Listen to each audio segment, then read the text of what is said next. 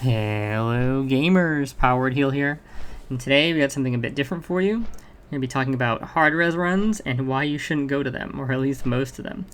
So this is going to be part of like a video series, I guess you could say, that I'm going to be doing that just talks about general thoughts about the game, whether that be problems, things the game does well, and basically doing this to try and get a more consistent upload schedule, because obviously the game comes out in patches, right? And I front load a bunch of content out there to kind of make you guys aware of all the healing stuff. We still have healing videos in the pipeline, so don't worry about that.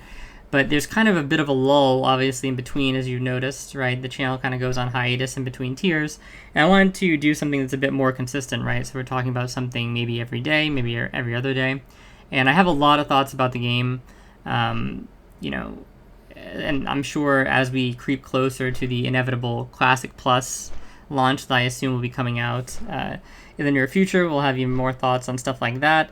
So I just figured it'd be a good kind of format to handle that in. It's going to be kind of like off the cuff. We're just going to be, kind of running around doing stuff in the world in the background, and I'm going to be talking in the foreground. So yeah, what do I have against hard res runs, right? Well, basically, I would break it down into kind of multiple tiers of runs, right? Because you may have seen the title of this video or heard what I said in the intro there, and you're like, well, this video is pointless because every run is actually a hard res run. And to some degree, you're kind of right. Like, there's almost no pugs that you see that really aren't hard resing, anything. And then there'll be some guild runs that are usually in every guild run, there's going to be some form of loot council, even if there's like GDKP or something like that, right? It's usually like a hybrid mix. So in every run you're going in, there's going to be some type of hard res. Now we're mainly talking about, pug runs in particular, right? I think that's where this is causing the most issues, obviously, right? Because in the guild, you're kind of like opting into whatever loot system they have for the long term. There's kind of give and take there, right? But a pug is kind of like you go in, it's one shot for that week. You may come back the next week, you may not.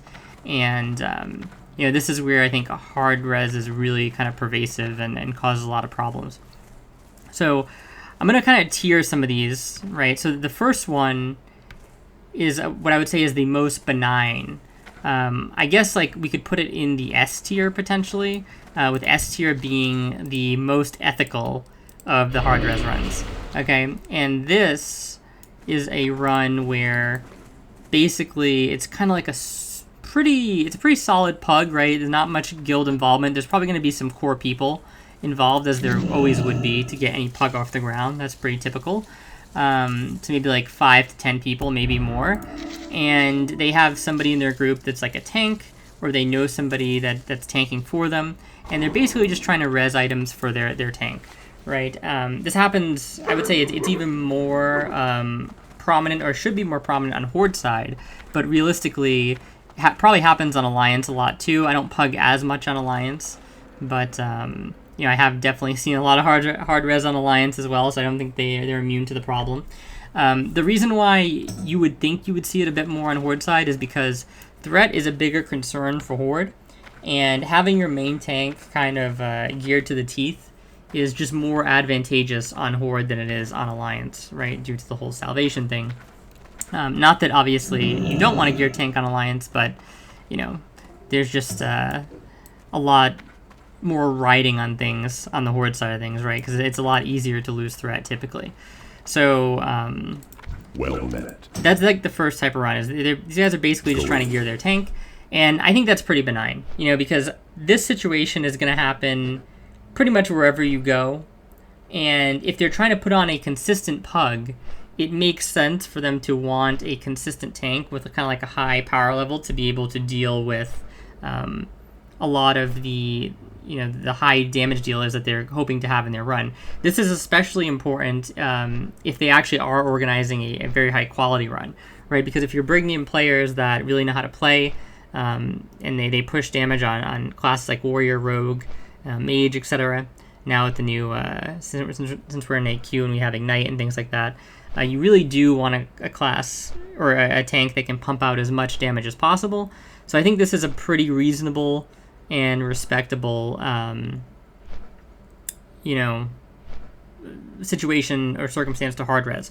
It's not like you're going into a run that is like a pop-up run that shows up some weeks, doesn't show up other weeks. In a run like that, it wouldn't really make sense to hard res anything. But if you're gonna have the same people come back in the core at least week after week, then I think it makes sense to throw the tank a bone. You know, they're also doing kind of like the job that most people don't want to do in the raid. I would say tanking is probably the least fun activity if you rate all the Trinity, right, on which people prefer to play. It's probably DPS on top. I would put healer on top in classic. In retail, I think DPS is the most fun. Healer is the most stressful in retail, probably. But in classic, I think healer becomes the most stressful and the most fun, then DPS. But either way, those two would be kind of interchangeable, and tank would be last, right? So throwing them a bone, especially when they're consistent, they show up all the time. It kind of makes sense, and there's a real logic behind it, right? It's going to make your raid stronger. You're going to have quicker clears. Less people are going to die and lose their world buffs, which they hate. You have less chance of wiping to somebody pulling threat and, you know, like Oro, pulling threat on Oro or something and turning the mob around, killing your whole raid, something like that, right? So the better geared your tank, the better. And this one's really reasonable all around. I actually have a run I go to on Mondays, which is basically like this. The guys are really fair. It's part of the reason why, you know, I love going back to that run. And, you know, they're just like, it's a good vibe there as well. I really like playing with the players, but no matter how much I like playing with you, if you had like really unfair rules, I just wouldn't play with you, right? And these guys keep it pretty fair, and that's mostly what their their hard reses target, kind of, you know, for those kind of key members to get some gear that they really need to perform the tanking duties in the raid. Now, the next type is a guild run, right, where there's maybe a few specific items that are rezzed. Okay, so I saw this a lot in the Blackwing Lair type, when Blackwing Lair was like popular, right, when everybody was running it, because it was AQ40 wasn't out yet, and this was typically like trinkets. Okay, so it was like the Blackwing Lair trinkets and maybe stuff like Krull. Okay, and this one is a little bit more, I would say actually quite a bit more egregious typically than the first tier, but it kind of depends on the trinkets, right? So if it's something like, you know, just DFT and maybe Krull, right, I think that's a bit more understandable. When we start to get into things like Neff's tier or Nel's tier and Rejuvenation Gem, I think it becomes a bit more spurious. And then there's even degrees to that, right? So, for example, if you're doing kind of like the same thing where you're either a guild or you're like a loose, maybe like 10, 15 player core, I can understand extending the hard res to something like Nel's tier to get your Warlock 1 for Twin Emps, right? Or a couple Warlocks in your raid if you got some core locks, okay? But once you get those people geared, those items should absolutely open up.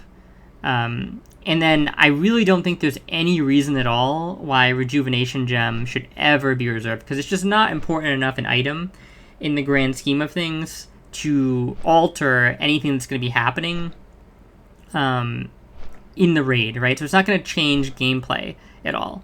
Nel's tier is a gameplay changer, right? Because if you miss at the wrong time on Twin Emps, it can be the difference in somebody getting threat, in the boss like running over to somebody. You know, it just makes the fight messier. Now, obviously, you can recover from all these things, right? It's not the end of the world if you don't have Nel's tier, right? Plenty of people do the fight all the time without Nel's tier, but it just makes it easier, right? And it's a really concrete advantage. Okay, same thing with something like DFT, right? Because the hit on it is really strong, and then for a tank, the dodge is also fantastic, right? It's getting active mitigation, giving you threat from the attack power, threat from the hit, also allowing you to be more consistent with the hit.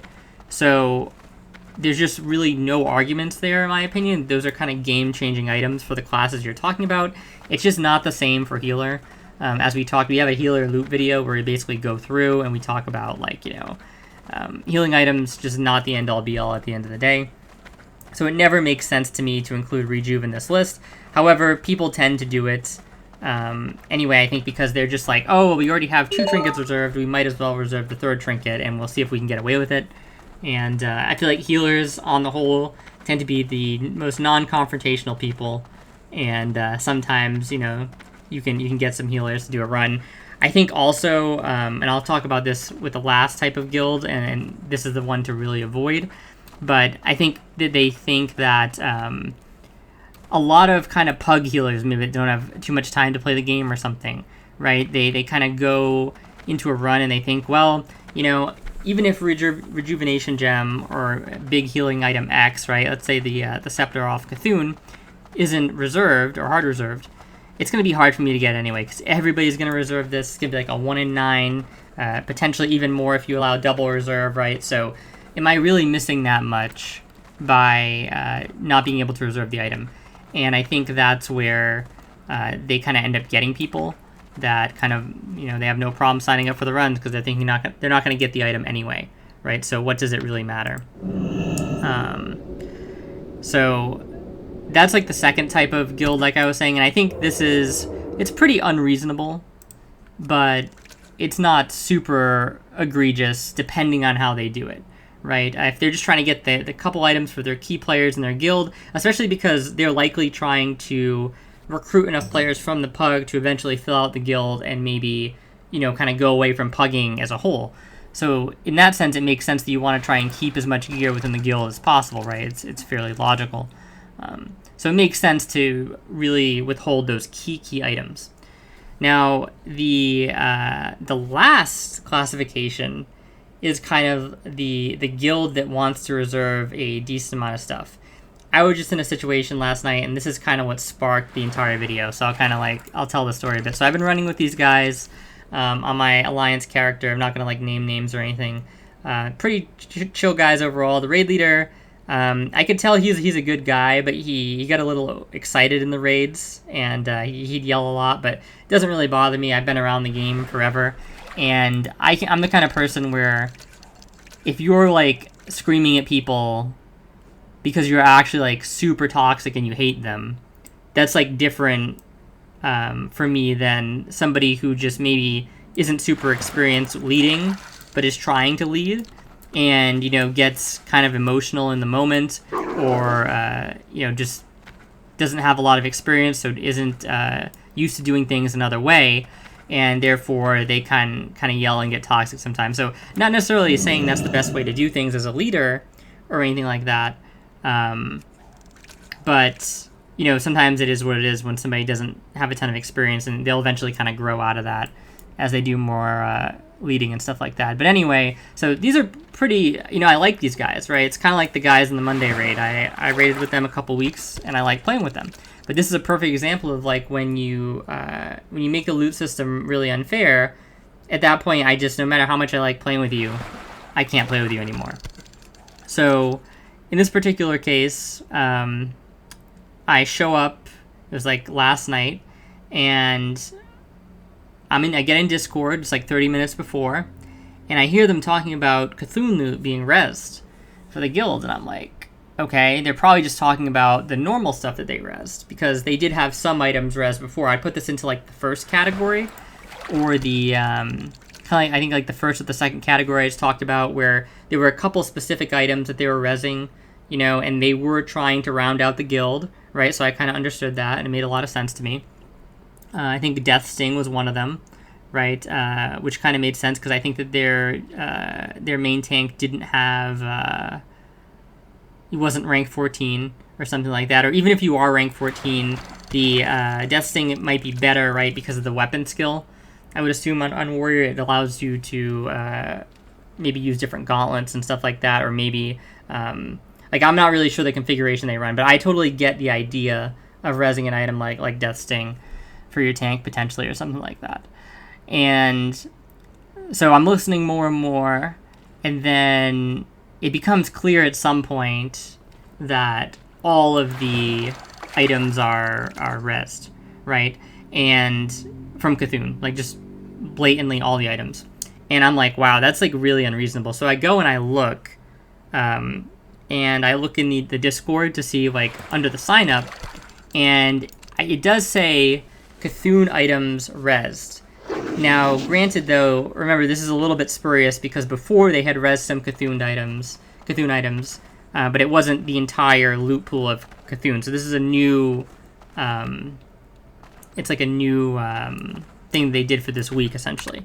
And they weren't really super clear, in my opinion, about the change. You know, like, they did put it in the sign up, but typically what happens is, you know, you're used to certain loot rules, right?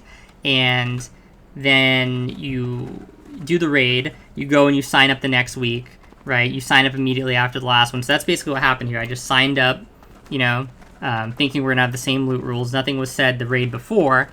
And then they kind of changed the loot rules in between raids. And on the sign-up sheet, it's technically there. But again, the wording's sort of weird because Cthulhu items were already reserved and it wasn't the entire boss. So I don't think it was necessarily explicitly done to be shady, but I do think it was done to be greedy, right? I think they were kind of thinking, you know, they were hoping, I think, in their minds to have more players in the actual guild by this point, right? They were trying to do a thing where they were doing AQ40 runs, trying to pug people out of the general population, and then assimilate them into the guild, right? I think that they thought they'd be pretty much done with that by week 3 or week 4. They'd have their full guild. They wouldn't have to worry about things anymore. So I think they were more open to letting some of the loot go earlier on. And, like, now they're a bit more closed-minded about it because they're like, well, I don't want to be hemorrhaging items all these weeks, right? It's one thing to, hemorrhage a couple items the first couple weeks when we had no chance of assembling a full roster. But, you know, I really want to kind of get this roster together. I want to keep the loot in the guild. So I understand it from their perspective, but I just think it's like, it's really weird because it drives a lot of good players off, right? Because obviously, you want to have a chance at some of the loot. And the thing is like, when you look at something like a Cthulhu ban overall for pugs, okay, it's kind of devastating in two ways, right? Because, first of all, if you want any of the items, right, that's already really bad because you just can't get them. So that's the obvious thing. I think that's what most people look at when they kind of go to these runs, and that's how they decide, like, well, am I going to go to this or am I going to not?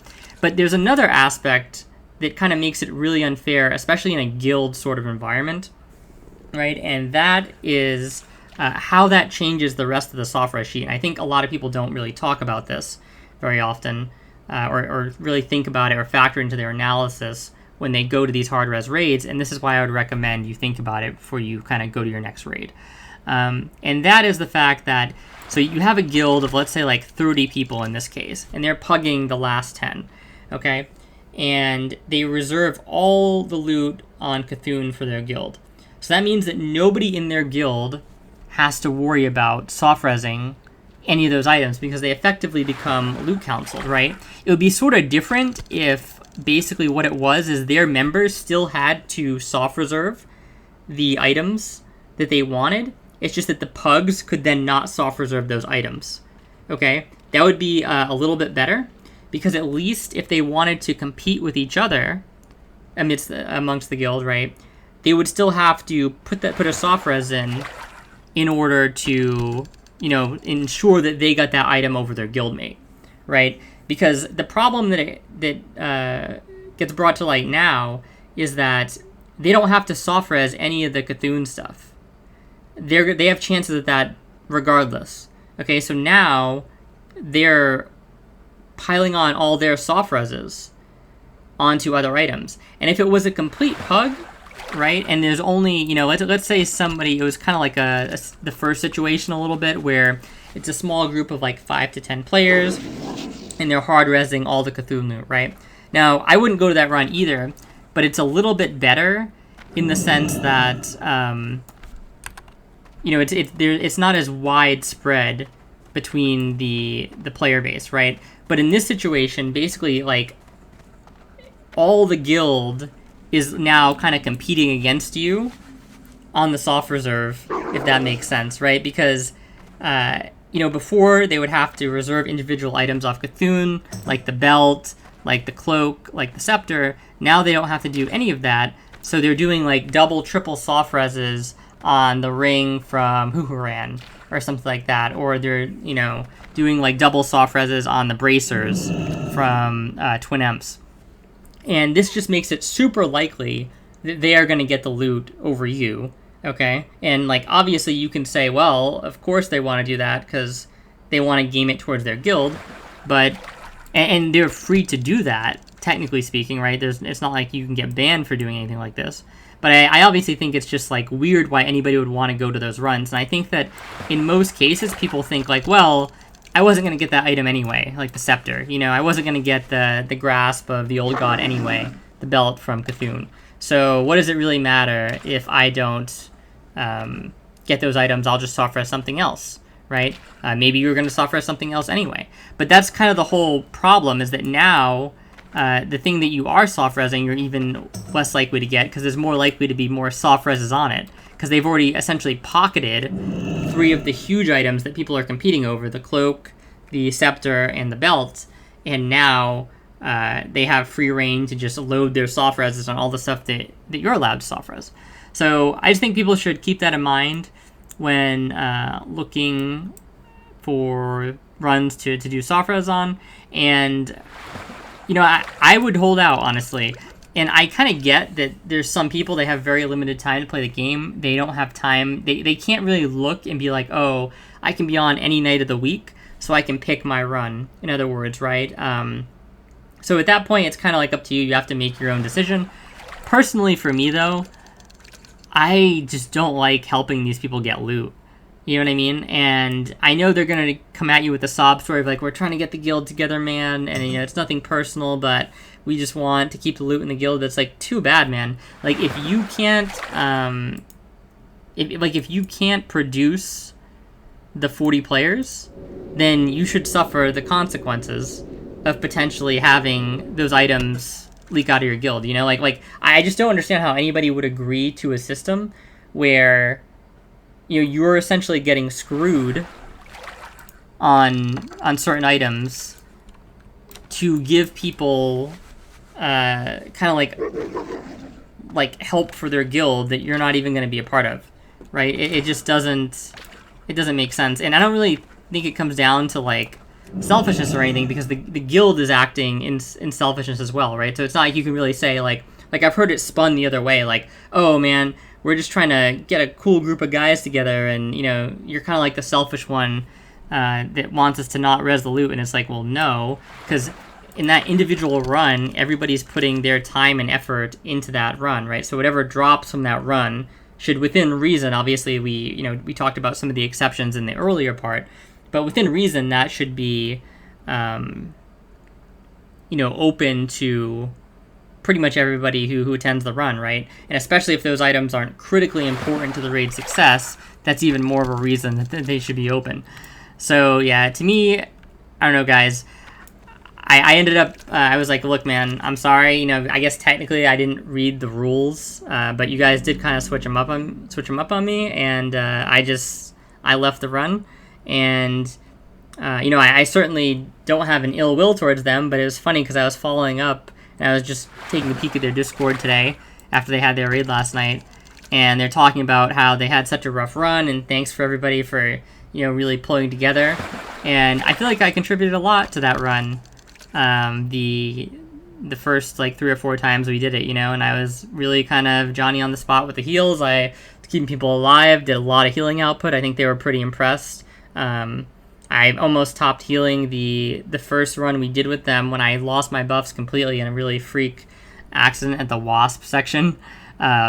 Basically got like insta-globaled when my cleanse was actually on global from cleansing somebody else. So yeah, I think that they liked having me there. They even offered, like, when I told the guy what was going on, he's like, well, why don't you just join the guild? But I actually can't join the guild for the long term because I have a guild that is going to be starting AQ40 next week on Alliance. So I'm going to be running with them. And I could have told this guy, I guess, yeah, I'll join your guild, gut in, had the chance to have some of the stuff master looted to me and then left the next week, but that wouldn't have been the right thing to do, right?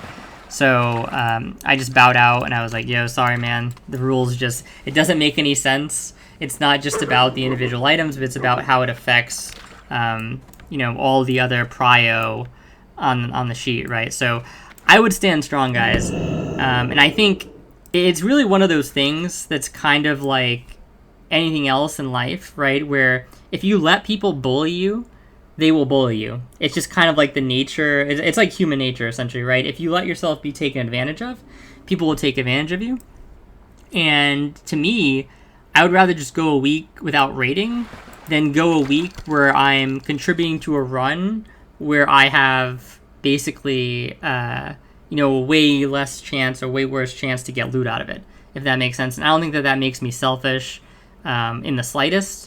And it's not really like a loot obsession thing either, because in the run I do on Mondays, okay, I lost Rejuve Gem like 3 or 4 times in that run before I got it, and there was no guarantee, obviously, that it's going to drop another time. There was no guarantee it drops even 2 times. I've had iterations of this game where I've seen it drop like once or twice going into Nax, if that makes sense. So like I knew going into those runs that I wasn't guaranteed to get Rejuve Gem. The guy who does the runs, right? I think he really likes me as a healer. Like he thinks I do a good job. They really want me in there every week, but I never contacted him and was like, oh, bro, can you hard reserve the Rejuve Gem for me? I'd really like that if I'm gonna come and I'm gonna invest my time and stuff like that, because that's not fair. Right? I don't want special treatment in these runs. Like, I don't want stuff reserved for me. I just want the same chance to roll on it as everybody else that contributes in the run.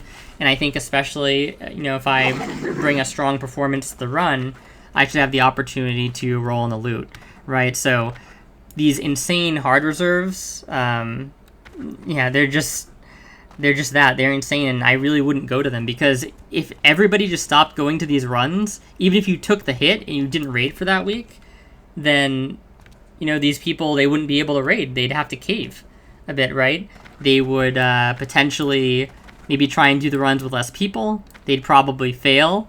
The guilds would collapse, right? New sort of pugs would form, and that's kind of how things go. So yeah, I don't give an inch to these people, man. If they want to be greedy and they want to res all sorts of stuff that has no business being resed in these runs, like all the loot off the last boss or something like that, then just leave them out to dry, and they'll probably change their ways. So that's the short-term solution. I think the long-term solution is honestly that, and people are going to hate me for this, and this is going to be a different video topic. I'm not going to continue it because we've already kind of got this one going for a bit. But I really do think that, at some point when this game kind of goes over to Classic Plus, that they should strongly, strongly consider adding personal loot to the game. And it's funny because when personal loot was added way back in the day, right, I was one of the staunchest people against any form of personal loot, right? But I think the whole thing of personal loot in Classic versus personal loot in, at the time, what was retail, is a little bit different, and I'll get into that in the next video. But just a long story short of it is kind of that in retail, personal loot seemed like more of a problem to me, because you didn't really have the pugging situation that you do in Classic WoW, because the content, generally speaking, is very easy to clear in Classic WoW. A lot of pugs are active, right? So you don't really deal with this issue of the hard res stuff, because most people in retail at the time were in guilds and they had some form of loot council. And my thought is even if you had an imperfect loot council, it's probably still going to be fairly decent loot council overall. And that's, having the autonomy of dealing out the loot at the end of the day is probably better than the loot just kind of going out randomly to the raid. And potentially, at the time there was concerns of even about this thing goes to a guy, he's not even the right spec or something like that. So at the time it was like a different situation. If we're talking about personal loot for Classic in the current climate of the game, I'm about at the limit where I'm like all for it, man, because I'm just so sick of these hard res runs, and it's just really, really annoying. So that's a topic for another video. But yeah, basically just hold fast, stand strong, and get into a run that respects your time, respects the effort you're going to put into the run, and has fair loot rules. And if they don't, then, you know, screw them. And don't be afraid not to raid for the week, because I would rather not raid for the week than, like, raid purely for the benefit of somebody else. And I like raiding, right? But I'm not going to, like, sit there and just, like, farm you items while I get the scraps. That makes absolutely no sense, especially when I'm playing really well. So thanks for listening, guys. Curious what you guys feel about, how you guys feel about this, and yeah, I'll talk to you guys in the next one. See ya.